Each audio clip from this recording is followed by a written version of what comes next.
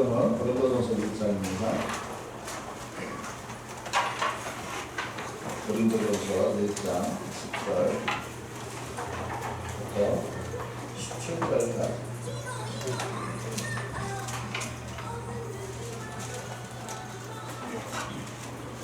고린도전서 1장 10절로 17절까지 제가 한 절, 여러분들 한 절, 17절까지 보겠습니다. 형제들아, 내가 우리 주 예수 그리스도의 이름으로 너희를 권하노니 너희가 같은 말을 하고 너희 가운데 분쟁이 없이 같은 마음과 같은 뜻으로 온전히 합하라.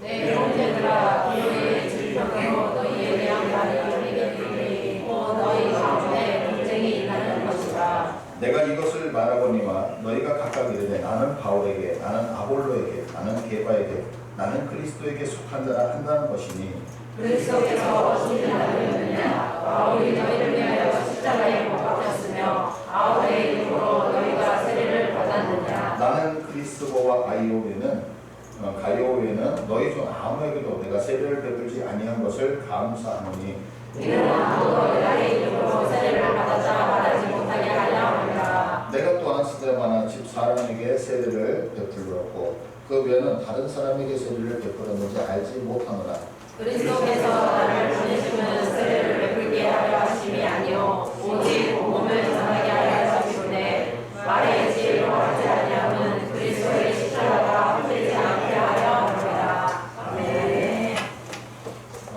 오늘 성경은 고린도 교회 분쟁이 있었다라고 하는 것을 우리들에게 말씀을 하고 있어요. 근데 바울이 이 고린도 교회 분쟁을 치유하면서 이것을 해결하기 위해서 권면을 하게 되었는데, 권면을 하면서 어떤 윤리적으로 아니면 어떤 도덕적으로 너희들 어른이 돼서 그렇게 싸우면 되겠니? 뭐 이렇게 권면을 하지 않는다는 거죠. 오늘 성경을 보는 것처럼 오히려 우리가 믿음의 생활을 하면서 신앙생활을 하면서 오해하고 있었던 그 신앙의 아주 근본적인 것들을 지적을 하면서 교회를 치유하고 있는 장면을 오늘 성경을 통해서 우리가 볼 수 있습니다. 그래서 오늘 이 본문의 말씀을 통해서 우리도 오해할 수 있고 또한 알고 있으면서도 우리가 잊고 있었던 그런 가장 근본적인 것, 신앙생활이 무엇이냐라고 하는 이 근본적인 것들에 대해서 우리가 한번 다시 생각하는 그런 시간이 되어주길 바랍니다. 지금 고린도 교회 분쟁은요, 누가 옳으냐의 문제거든요. 그래서 성경을 보시면 아시는 것처럼 12절을 다시 한번 보시겠어요? 12절을 보시면 나는 바울에게, 그리고 나는 아볼로에게, 나는 게바에게, 나는 그리스도에게 속했다. 이게 뭐죠?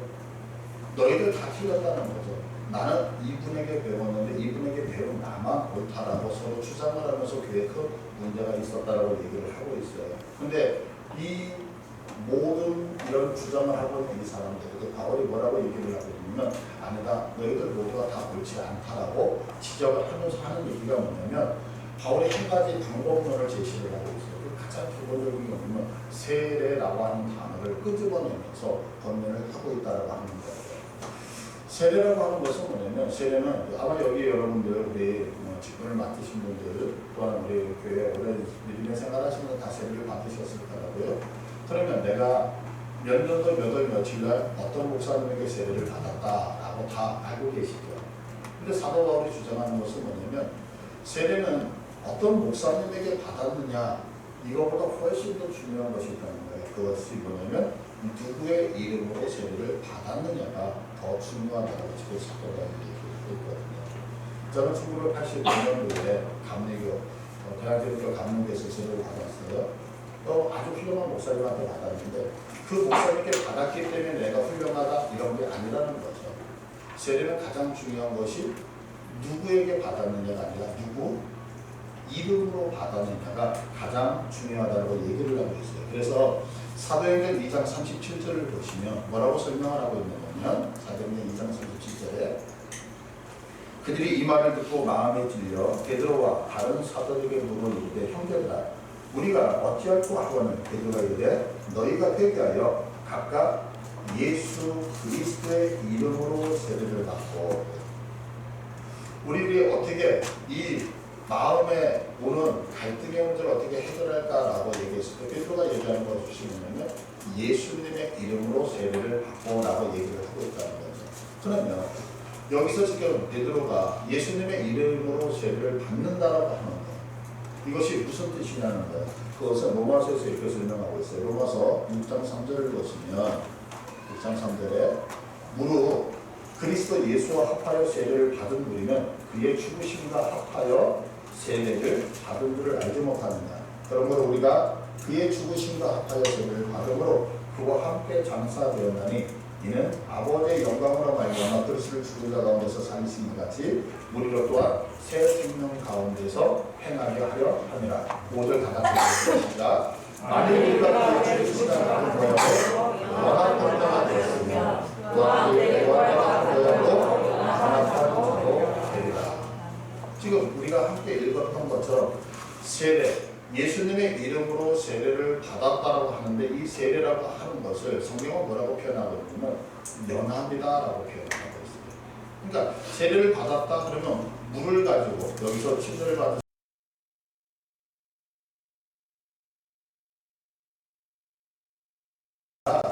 세례를 받는 그 행동이 무엇을 갖고 오느냐? 예수 그리스도 그분과 내가 연합한다라고 성경은 이야기를 하고 있다는 거죠. 그래서 이 세례를 베드로 사도는 이렇게 설명을 해요. 베드로전서 3장 20절을 보시면 베드로 사도가 창세기에 있었던 노아 홍수의 사건을 언급을 하면서 설명을 하는데 뭐라고 설명하면 그들은 전에 노아의 날 방주를 준비할 동안 하나님이 오래 참고 기다리실 때에 복종하지 아니하던 자들이라 방주에서 물로 말미암아 구원을 얻은 자는 몇 명뿐이니 겨우 8명이라. 그러면서 21절에 이렇게 설명해. 물은 노아 홍수 때 내렸던 그 물들의 비, 그 물은 예수 그리스도께서 부활하심으로 말미암아 이제 너희를 구원하는 편인데 그것이 뭐냐? 곧 세례라. 이렇게 설명을 하고 있어요. 한번 생각을 해보세요. 노아의 방주 사건에서 내린 비, 그 비의 역할은 뭐죠? 그 비의 역할은 세상을 심판하는 거예요. 하나님을 거역하는 모든 사람을 다 죽이기 위하여 심판의 도구로 내려온 것이 하늘에서 물이 내려온 거였거든요. 그러면 우리가 생각할 때 그 물은 심판 이렇게 생각하지만 그런데 그 심판이라고 하는 물이라고 하는 심판이 또 하나의 의미를 갖고 있었어요. 그게 뭐냐면 자 지금 아라바스산이라고 하는 곳에 방주가 있었거든요. 그런데 이 방주가 땅에 붙어 있었어요. 그리고 이 방주 안에는 그 당시에 물이 내리기 전까지는 누구나 드나들 수 있는 열려져 있는 방주였거든요. 근데 하늘에서 심판이라고 하는 물이 내리기 시작하면서 물이 점점 차올랐을 때에 어떤 차이가 나냐면 그 물이 세상을 다 심판했는데 그 심판과 더불어 또 한 가지가 뭐냐면 이 방주는 물에서 뜨면서 그 심판에서 구원을 받는 역할을 했다고 합니다.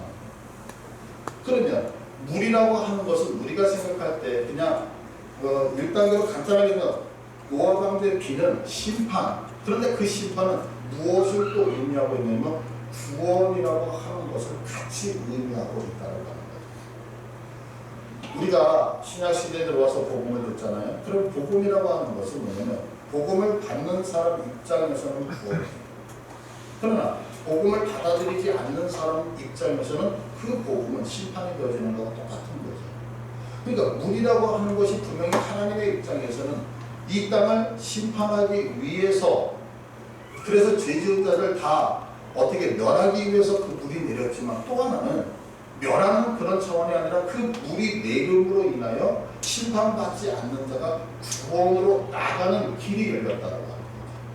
그래서 세례라고 하는 것은 두 가지 의미를 가지고 있거든요. 그건 뭐냐면 죄의 값은 사망이거든요. 그러면 우리 인간은 이 땅에서 모두 다 죽을 수밖에 없는 존재이잖아요. 근데 이렇게 죽을 수밖에 없는 존재가 내가 세례라고 하는 예수의 이름으로 세례를 받아 그 예수님과 연합함을 통하여서 그 예수님 안에 내가 들어가서, 그래서 세상이 심판을 당할 때 세상은 예수 안에 있지 않기 때문에 다 심판을 당하지만 예수 안에 있는 우리는 그 예수와 연합함 때문에 구원을 받는다라고 하는 의미가 뭐냐? 세례, 이렇게 얘기를 하는 거거든요. 그러니까 우리가 가장 기독교 신앙 안에서 익숙하게 사용하는 단어가 뭐냐면 우리 구원이라고 하는 단어, 이거 다 이해하시잖아요.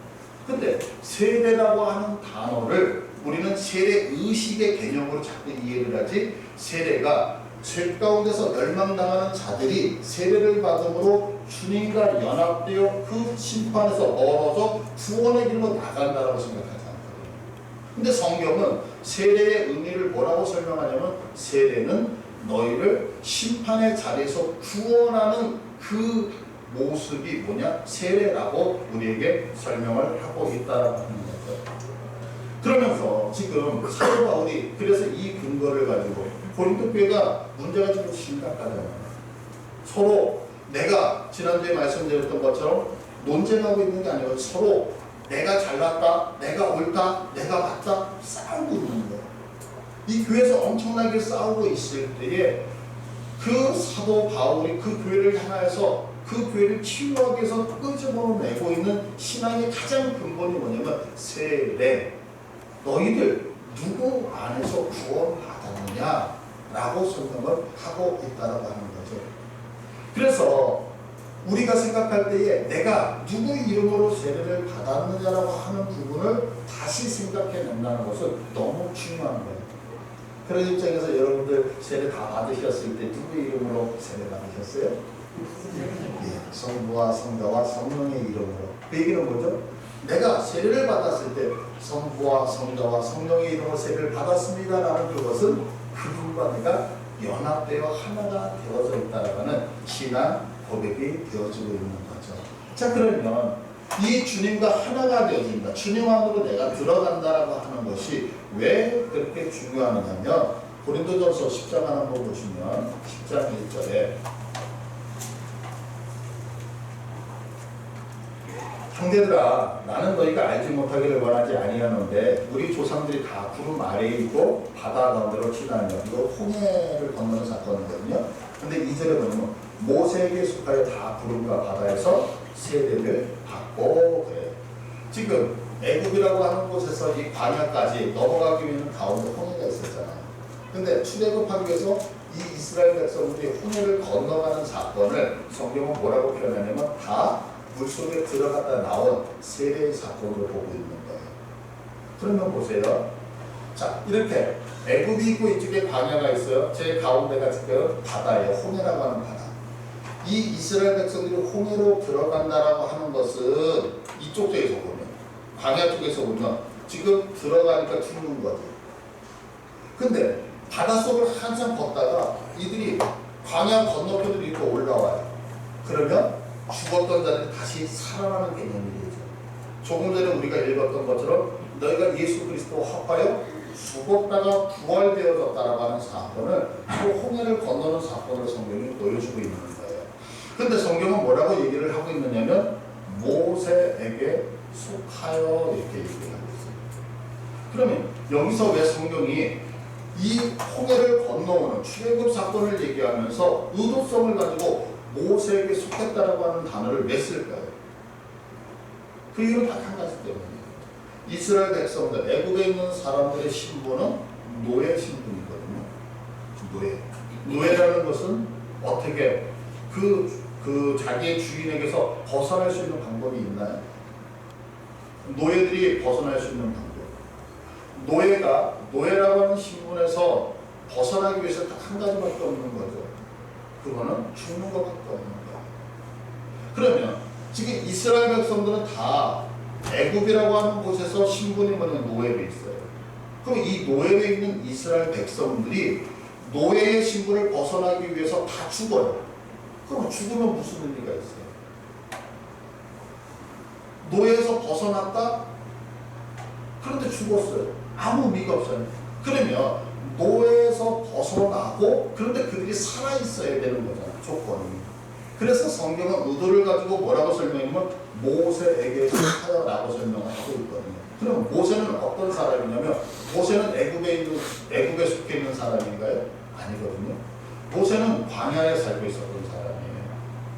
그런데 어느 날 하나님께서 모세를 명령하여서 네가 애굽으로 가라. 그래서 모세는 애굽에 속해 있지 않았음에도 불구하고 하나님의 명령을 따라서 그곳에 갔어요. 이 얘기는 뭐냐면 원래 모세는 자유인이었던 거예요. 죄 속에 들어가지 않았단 말이에요. 그러니까 이 자유인이었던 이 모세가 이곳에 가서 야 너희들 나를 따라서 출애굽하자 그러면서 이스라엘 백성들을 데리고 오는데 자기 혼자 이스라엘 백성들이 따라오면 이스라엘 백성이 죽어요. 죽어서 노예에서는 해방이 됐는데 살아나지 못하는 의미가 없기 때문에 어떻게 하냐면 이 노예들을 자유인이었던 모세가 감싸 안아서 너희를 내 속에 다 품겠다. 우리가 성경을 볼 때 예수님께서 왜 하늘에서 내려오셔야 되는 거죠? 하나님이 이 땅에서 모든 거 다 하실 수 있잖아요. 전능하시잖아요. 그러면 예수님 내려오시지 않고 하늘에서 사랑하는 딸아 아들아 내가 내 죄를 다 용서한다. 이렇게 말씀하시면 다 용서가 되실 거 아니에요. 그럼에도 불구하고 하나님이 그렇게 하시지 않죠. 그 이유는 딱 하나 때문에 그렇거든요. 그건 뭐냐면 죄의 값은 사망인데 이 사망이라고 하는 것을 누군가가 짊어져야지만 책임이 전가되게 됩니다. 그런데 이 땅에 살고 있는 모든 사람의 신분은 뭐냐면 진리가 뭐냐 다 죽는다. 그러니까 죽는 자가 그 죽음의 죄를 감당할 수 없으니까 죽지 않는 누군가가 와서 그 죽음의 것을 빼줘야 되는 거죠. 그래서 예수님이 이 땅에 내려오시잖아요.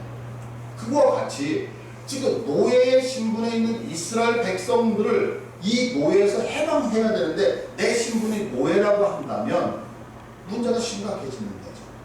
그러니까 어떻게 돼요? 노예가 아닌 누군가가 들어와야 되는데 그 누군가가 누구였냐면 모세가 들어온 거예요. 그래서 성경은 모세에게 속한 너희들, 이 너희들이 모세를 따라 나갔더니 모세가 원래 자유인이었기 때문에 너희들도 그 속에 속해 있기 때문에 자유인이 되어졌다라고 얘기를 하는 거예요. 이것을 아주 쉽게 어떤 목사님이 예화를 들어서 설명을 하시더라고요. 그 설명을 여러분들한테 드릴게요. 그건 이렇게 말씀을 하셔요. 사람이 죽으면 이렇게 수의를 입고 보통 이렇게 관이 들어가잖아요. 근데 그 수의를 입고 돌아가실 때에 그 수의 안에 주머니에다가 뭐 쓰던 볼펜 같은 걸 하나 이렇게 집어넣는 거예요. 그러면 그 볼펜이 지금 이 돌아가신 분과 하나가 되어졌죠. 하나가 되니까 관 속에 같이 들어갔어요. 그래서 그분을 땅에 매장을 하면 그 몸에 있는 볼펜도 같이 땅에 매장이 되죠. 근데 이분이 돌아가셨다가 너무너무 힘드니까 나 살아나려고 벌떡 일어나서 살아나왔어요. 그래서 무덤을 깨고 그 관에서 나오신 거예요. 살아나셨어요. 살아날 때 당신 몸만 살아납니까? 아니면 자기하고 같이 있었던 모든 게 같이 나오나요? 같이 나오죠. 이해되셨죠? 이거예요.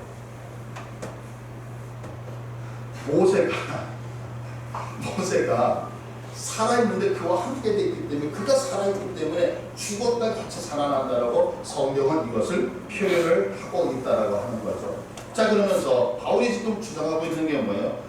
너희들이 세례를 통해서 누구와 하나가 되었느냐? 하나님과 하나가 되어졌다. 그렇다고 한다면 너희들이 이제는 주님과 하나가 되어지는 이 사실을 절대로 잊으면 안 되니까 이게 신앙의 근간이 되어져야 된다라고 얘기를 하고 있다라고 하는 거예요. 근데 보세요. 우리들이 믿음의 생활을 하다 보면 분파가 생길 수 있어요. 생각의 차이가 있을 수 있어요. 그런데 여러분들 여기서 가장 중요한 것이 뭐냐면 우리가 어떤 것들을 할 때에 일을 할 때에 다른 사람과 다를 수는 있지만 그 다름이 진리를 파괴하는 쪽으로 가면 될까요? 안 될까요? 안 된다라고. 사도 바울이 지금 그 얘기를 하고 있는 거예요. 너희가 세례를 받았어? 그럼 세례를 받은 자는 주님과 하나잖아. 주님과 하나라면 어떻게 너희들이 싸울 수 있느냐? 이 얘기죠. 이 얘기는 거꾸로 얘기하는 거예요.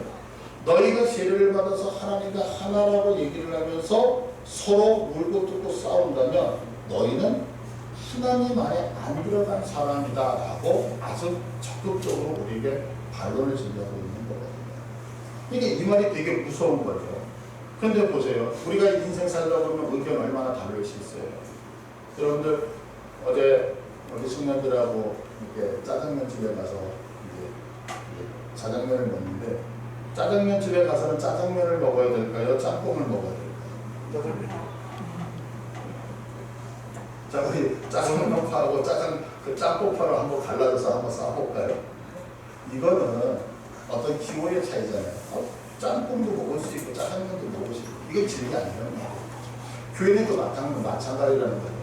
신앙생활을 하다 보면 어떤 의견이 다를 수 있어요. 그 의견이 다른 것은 분명히 아셔야 돼요. 그거는 방법론의 차이가 있는 거죠. 방법론의 차이. 고춧가루를 많이 넣을 수도 있고요. 고춧가루 안 넣을 수도 있고요. 젓갈을 넣을 수도 있고 젓갈을 안 넣을 수도 있어요.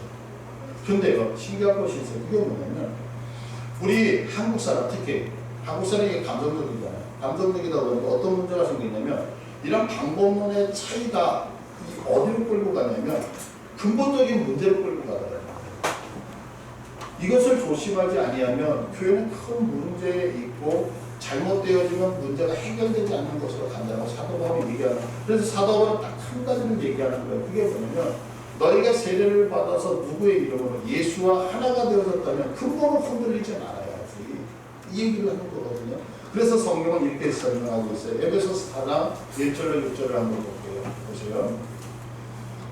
에베소서 4장 1절은 그러므로 주 안에서 같이 내가 너희를 권하노니 너희가 부르심을 받은 일에 합당하게 행하여. 우리가 주님 앞에서 다 부름 받았죠? 합당하게 행하여 2절 모든 검소 논의로 하고 오래 참음으로 사랑 가운데 서로 용납해서 3절에 평안에 매는 줄로 성령이 하나 되게 하신 것을 힘써 지키라. 성도들이 꼭 명심해야 되는 건 뭐냐면 우리가 하나 되기 위해서 뭐 해야 된다고요? 하나 되기 위해서 노력해야 된다는 거예요. 그 노력이 뭐냐? 2절 겸손, 온유, 오래 참고 사랑 가운데 용납하는 것으로 오래 참으라는 거예요. 그러면 겸손이 뭐냐면 겸손을 사전에서 찾아보면 마음을 낮게 여긴다라고 하는 게 겸손이라는 거예요. 마음을. 그럼 마음을 낮게 여긴다는 게 도대체 뭘까? 되게 어렵죠. 되게 간단하게 얘기하면 다른 사람의 이야기를 듣는다는 거예요. 여러분도 생각해 보세요. 교만한 사람들. 교만한 사람은 왜 교만하냐면 내가 절대 진리라고 생각합니다. 그래서 누군가가 얘기할 때 그 이야기를 듣지 않는다고요. 그러니까 교만하다라고 얘기했을 때 우리가 생각할 때 나이가 많은 분들만 교만, 그렇지 않아요. 어린 사람들도 교만할 수 있는 거예요. 근데 보세요. 우리 몇 번에 이제 이렇게 대화를 하다 보니까 장로님이 정말 귀한 말씀을 주셨는데 어르신 한 분이 돌아가시는 것은 도서관 하나가 사라지는 거예요. 모든 경륜이 다 사라지는 거거든요. 이건 실질적인 거예요. 그러면 우리가 생각할 때에 그분들이 인생을 통하여서 경험했던 그 수많은 것들을 무시한다는 것, 듣지 않는다는 이 교만이죠. 여러분들, 우리들이 인생에서 전문가들이 얼마나 많이 있어요. 근데 그들의 이야기를 듣지 않는다. 그래서 마음을 낮추라는 거예요. 근데 이 마음을 낮추는 것이 어디로 연결되냐면 그리스도와 연합되어 있는 우리가 하나 되어지는데 꼭 필요한 필수 조건이라고 얘기를 합니다. 또 한 가지가 뭐냐면 온유거든요. 온유는 친절하다는 거예요. 친절하다는 거예요. 그러니까 우리가 주님과 하나 되어지는 것이 깨지지 않기 위해서 뭐 해야 되냐? 서로 친절해야 된다는 거예요. 근데 여러분들 생각해 보세요. 제가 5분이 가졌나? 요 앞에 이제 사고에서 전도를 했어요. 목사님 외적으로 이렇게 생각하지 마시고 그냥 예쁘게 받으셔야 예쁘게. 제가 열심히 막 전도를 했어요. 전도를 열심히 하면서 저 양해문교에서 나왔습니다. 이렇게 보세요. 이제 그러고 있다가 그 전날 만났던 어떤 자매 한 분을 만나게 된 거예요. 그래가지고 이제 그분하고 제 아내가 이제 이야기를 하고 제가 이제 그분한테 인사를 하면서 시간 되시면 우리 교회 가서 커피 한 잔 드시고 가실래요? 이렇게 했어요. 그랬더니 그분이 저한테 하는 게 뭐냐면 내가 오늘 커피 2잔이나 마셨는데 나보고 또 커피를 마시라고 하는 거예요.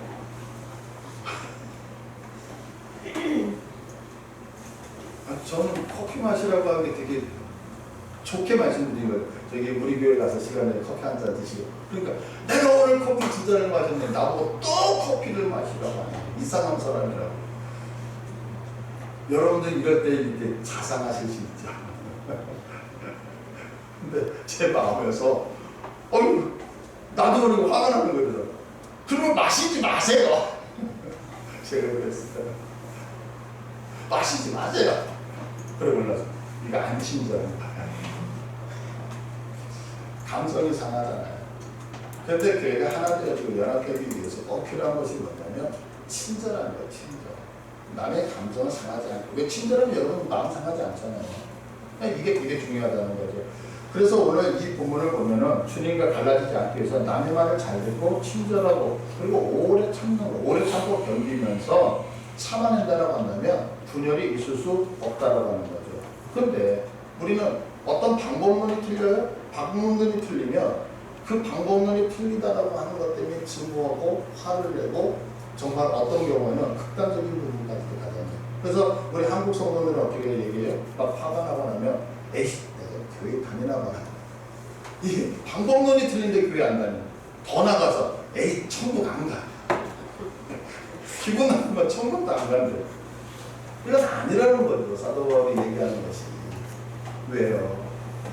인생을 살다 보면 방법만 틀릴 수 있잖아요. 짬뽕 먹을 수 있고 짜장면 먹을 수 있고요. 그래서 너무너무 지혜로운 그 중국집은 짬뽕과 짜장면을 이렇게 그릇 반 개에다가 담아서 나오는 데 있잖아요. 그게 중요한 문제 아닌가요? 그러나 중요한 건 뭐냐면 여러분들 이런 다름이 무엇으로 가면 안 되냐면 주님을 갈라놓는 쪽으로 가면 안 된다라고 하는 거예요. 주님을 갈라놓는 쪽으로 가면 누가 옳은 것 같아도 옳지 않다는 거예요. 게바가 옳습니까? 아볼로가 옳습니까? 아무도 옳은 사람이 없다는 거죠. 사도 바울이. 그래서 사도 바울이 지금 이 문제를 해결함에 있어서 야단을 치는 게 아니라 너희가 누구의 이름으로 세례를 받았느냐, 너희가 지금 누구와 연합되어 하나님과 함께 가고 있느냐라고 권면을 하고 있다는 거죠. 자, 그러면 보세요, 여러분. 우리의 믿음 생활을 할 때에 믿음 생활에서 가장 조심해야 될 것이 하나가 있어요. 믿음 생활에서 가장 조심해야 될 것. 그 가장 조심해야 될 것이 뭐냐면 골로새서 2장 18절이에요. 우리의 믿음 생활할 때 가장 조심해야 될 거예요. 골로새 2장 18절. 아무도 꾸며낸 겸손과 천사 숭배를 이유로 너희를 정죄하지 못하라. 그가 본 것에 의지하여 그 육신의 생각을 따라 헛되이 가장하고 머리를 휘둘지 않는 거예요. 신앙생활에서 가장 위험한 거, 여러분이 정말 조심하셔야 되는 것이 딱 하나가 있다는 거예요. 그게 뭐냐면 우리는 지체인가 다 믿으십니까? 지체는 어떤 경우에요? 그것이 기분이 상하고 마음이 상하고 아픔이 있고 상처가 되고 뭐가 다 떠나서 무엇을 하면 안 되냐면 지체는 절대로 머리를 떠나면 안 돼요. 이거 믿으셔요? 안 믿으셔요? 지체는 절대로 머리를 떠나시면 안 돼요. 네. 머리가 누구예요? 여기 있는 목사인가요? 예수 그리스도. 예, 예수님. 머리 대신 그거. 그래서 누군가가 분명히 신앙 안에서 내 마음에 안 드는 사람이 있단 말이에요. 그런데 여러분들 생각해 보세요. 자, 이렇게 극단적으로 표현해서 죄송하지만 저와 여러분이 지금 싸우고 있어요. 싸우고 있어요. 그래서 여러분들이 저를 볼 때 정말 목사님 너무너무 꼴도 보기 싫어. 꼴도 보기 싫어. 저도 여러분들에게 나도 꼴도 보기 싫어. 서로 그러면서 싸우고 있는 거예요. 근데 잘 생각해 보세요. 하나님은 한 분이시죠. 믿으시죠? 여러분들이 그렇게 꼴도 보기 싫다라고 하는 김ек수 목사를 위하여 우리 하나님이 십자가에서 돌아가셨다는 사실 믿으십니까? 제가 여러분들을 향해 그렇게 보기 싫다고 해도 보기 싫은 여러분들을 하나님이 세상에서 너무너무 사랑하신다는 사실을 믿으십니까? 그러면 나를 위하여 생명 바치셔서 내가 사랑한다는 그 하나님이 사랑하는 그 자를 내가 미워한다는 게 올바른 신앙일까요? 그럴 수 없다는 거예요. 내가 그 사람을 미워할 수 있어요. 그런데 성경의 원리는 뭐냐면 하나님이 내가 미워하는 그 사람을 위하여 생명 바쳤다라고 한다면 내가 주님을 따르는 자라고 한다면 나도 그를 사랑하기 위해서 수고하고 노력해야 되지 않느냐. 이게 사도 바울이 얘기하고 있는 이야기입니다. 여러분 몸이 머리를 떠나면 그것은 파멸이에요. 그래서 우리는 본질에서 떨어지지 않기 위해서 언제나 겸손해야 되고 온유해야 되고 오래 참고 사랑으로 모든 것을 용납하며 품어줘야 된다고 이야기를 하고 있는 거죠. 우리는 모두 주님 안에서 세례 받으신 분들 맞죠? 여러분들 그 얘기는 주님 안에서 여러분들 주님과 연합되신 자들이라는 고백이죠? 그렇다면 이제 나를 위해서 살아가는 자들이 아닙니다. 내가 주님과 연합되어져 있다는 얘기는 누구를 위하여? 머리를 위하여 살아가는 자들이라고 하는 신앙 고백인 거예요. 너 믿으십니까? 여러분 다 예수님을 위해서 살아가시는 분들이잖아요. 여러분 세상의 옳고 그름 안에서 무엇이 옳습니까? 어떤 분이 저한테 그러더라고요. 목사님, 아들이 목사님보다 훨씬 나은 것 같다고. 여러분 잘못 보시는 거예요. 정말 그렇게 생각했어요. 저는 인정 못해요. 무엇이 옳은 거예요? 아들이 옳다라고 해서 아들이 옳다, 아비가 옳다? 아니요. 이 땅에 옳은 딱 하나밖에 없어요. 예수님. 믿으십니까? 그래서 우리들이 어떤 교회 문제가 들어왔을 때 우리 주님만이 옳고 나는 그러다라고 하는 신앙 안에서 고백할 때에 교회는 연합할 수 있다. 무엇으로? 세례로. 이게 사도 바울이 주장하는 거예요. 믿음 안에서 다를 수 있어요. 그러나 행복하게 믿음 생활할 수 있잖아요. 나가기 위해서 우리 주님만의 옳음을 인정하면서 달려가시는 복된 있기를 축복합니다.